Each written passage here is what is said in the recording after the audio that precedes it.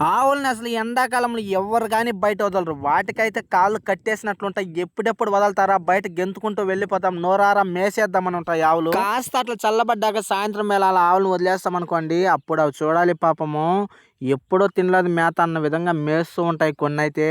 కానీ కొన్ని మాత్రం తల పైకెత్తుకునే ఉంటాయి. ఇక్కడ చూస్తున్నారుగా, ఈ బండెనక ఇది చాలా డ్రామాలు చేస్తుంది. అవి చుట్టూరు అన్ని మేస్తుంటే ఇది మాత్రం ఈ బండ వెనకాల దాక్కొని ఇలా గీక్కోవడం రాక్కోవడం ఇలాగే చేస్తుంది తప్ప వచ్చినప్పటి నుంచి మేయనే లేదు. పైగా వీటి కన్ను కప్పి ఇది మాత్రం సెపరేట్గా చేనులో వెళ్ళి మేసేద్దామనే ప్లానింగ్. ప్రతి మందలోనూ ఇలాంటి దొంగ ఆవు ఒకటి ఉన్నే ఉంటుంది. ఇది మన కన్ను కప్పి అయితే పరాయి వల్ల చేనుల్లోకి వెళ్ళిపోతుంది.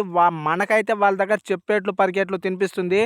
ఇటువంటి ఆవులను అయితే ఒక కంట కనబెడుతూనే ఉండాలి, లేదంటే మనకి చాలా తలనొప్పులు తెచ్చిపెడుతుంది. మా మందులో ఉన్నటువంటి దొంగ ఆవు అయితే ఇదే. వీడియో నచ్చినట్లయితే ఒక లైక్ కొట్టండి, మన ఛానల్ అయితే తప్పకుండా సబ్స్క్రైబ్ చేసి పెట్టుకోండి.